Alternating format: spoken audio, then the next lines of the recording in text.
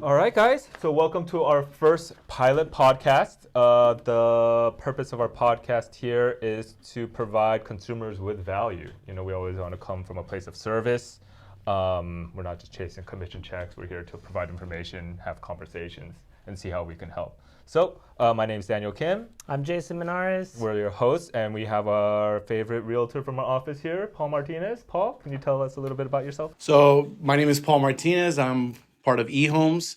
I've been with eHomes for already 2 years, and I'm actually going into my 4th year of real estate. So I just love helping first-time home buyers get into their first home, or possibly helping a seller, get the most in a short period of time. So Nice. Yeah, I know you're one of the top agents here, and we learn a lot from you. So always love being here and sharing ideas. So first portion of what we're doing here is we want to share a little bit about the market, what we're seeing in the field. We're all full-time realtors. We're seeing what's going on. So, Paul, what are you seeing in the market right now?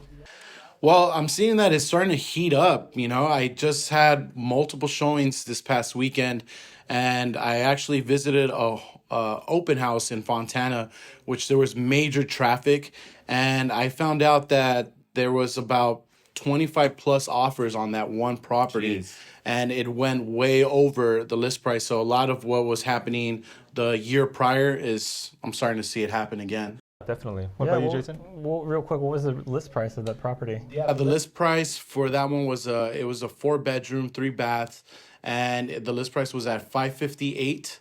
And we submitted an offer with $20,000 over, and we were not the highest offer. Wow. And it was all cash, the offer that got accepted. Wow. All cash offer. Yeah, it's hard to beat. Yeah, that's really what I'm seeing too in Northeast LA. I went to a property showing yesterday, and before I got access to the combo, the agent already told me that they have had like multiple offers on the property. So it was okay to show, but it was like they've only been on the market for like 6 days. Yeah. And it's priced at $798, and it's a 2-1. Yeah. Yeah, like really small square footage, like 697. Oh, wow. Yeah. I think I'm working with one client, Norwalk, Pico, Whittier, Downey area, price range from $650 up to about $750. Got a list of 5 properties she was interested in, all under a week, days on market, and 3 of them were already at multiple offers over asking. They stopped showing. So I think what a lot of them are doing now is rolling out a property. They just hold these huge open houses over the weekend, and they're basically starting to take offers on Tuesdays. So, I mean, let me ask you a question. Why do you think that all of a sudden, all of this is starting to happen? yeah, well, I think, ultimately it's an inventory thing. Everyone knows there's just, not a lot of houses coming. I think the main thing about inventory is that a lot of these people who got houses at high 2s, low 3% rates are now going to have to sell and then buy a house at mid 6s, and that discrepancy is too high. Unless they have to sell, there's no reason for a lot of these sellers to sell. So there's nothing coming on the market. I think in terms of the buy side, spring is usually the season where buyers come back, and I think they're just realizing interest rates aren't going to go dip into the low 3s anytime soon. So they're eating the rate, getting the house. There's not that many houses. And to piggyback off that, we were just talking about how that new program came out that helps buyers with 20%. Yeah. I feel like that's a big reason why we see an influx of buyers moving into the market, wanting to take advantage of that program. Yeah, definitely. What have you heard about that program recently, Jason? Well, I heard that, a third of the money has gone up. So it's a $300 million, they have that kind of funding to offer. And already yesterday, 100 million has been used. So, I pushed out to a lot of my people, to apply that this is not going to, this is a great deal right now, especially for people that are having a hard time coming up with that down payment. Yeah, 300 million sounds like a lot, but it's not that much in California. So I Absolutely. want everyone to keep that in mind. So that was some really great info. We want to move into some insider info. We've all been around the block a bunch of times. We want to share a little personal story about an escrow, showing, inspection, something like that, that people may not know. One thing I always point out in every showing and inspection I go to is we look at the windows. I think windows is a big ticket item. Everyone's always looking for dual pane. They have just better R value, thermal value. They have better sound insulation. And I guess what a lot of people don't know about dual pane windows is that they're actually filled with like an inert gas. Argon gas, I think, is the most popular. And that is where the sound and R value comes from.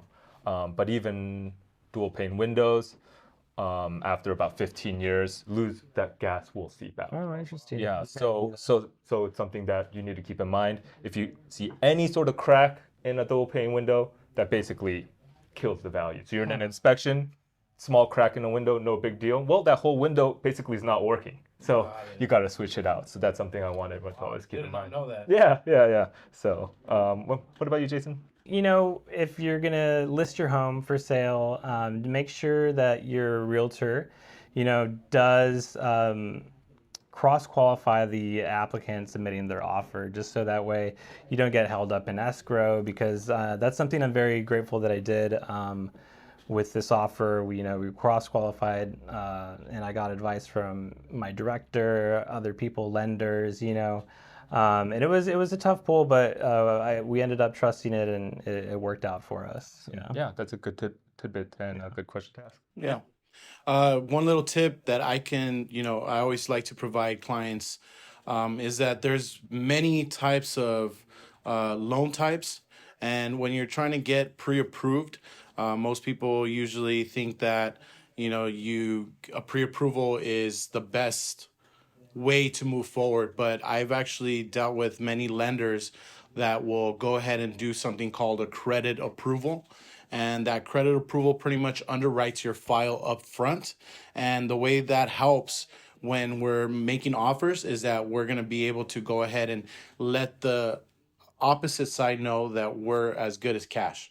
So that is pretty much letting them know that we're not going to have any problems with the loan. Cool. So we can actually, either remove the loan contingency, and also make the loan the days for the escrow a lot shorter. So commonly 30 days is a normal escrow.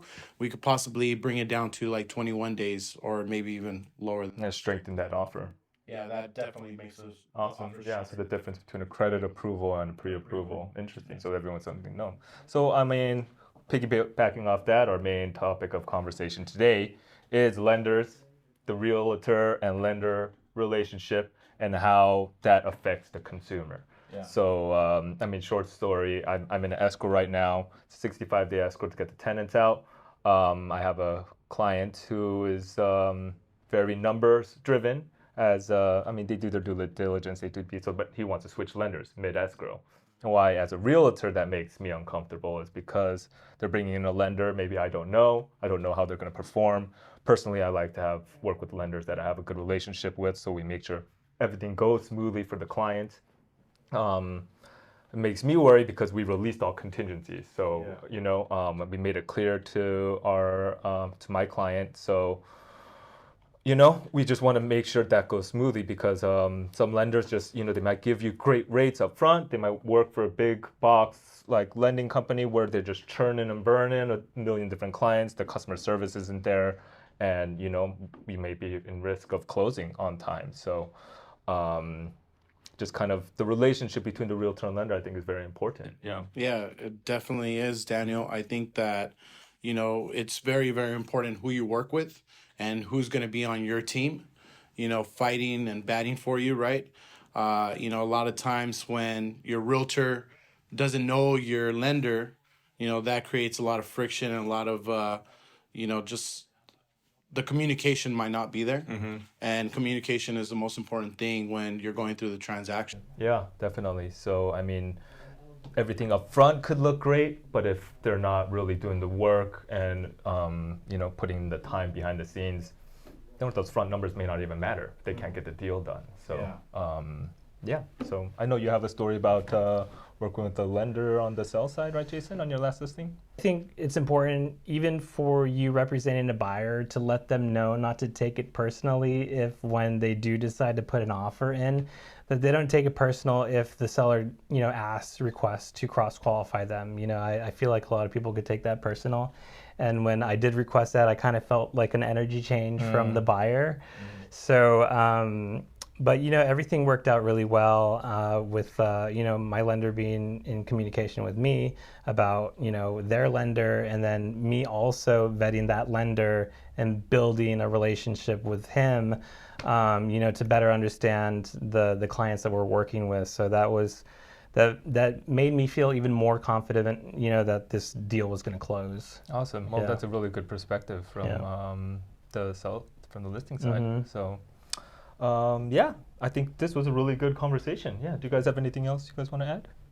I would just want to recommend, when you're dealing with a lender, just make sure that they're giving you options, that they're just not telling you, hey, this is what it is. I always want to make sure that all my clients, working with my lenders, give them options where they can now choose, what works best for them and their family. So just make sure that the lender is giving you options. Yeah, I think that's a great point because a lot of people out there think it's basically just 30-year fix. That's it for them, or 15-year fix.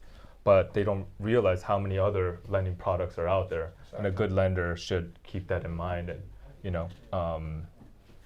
run all those programs for them. I know all three of us here work with excellent lenders. So anyone wants to have any questions, they know how to reach us here. Paul, what's the best way for someone to get in contact with you?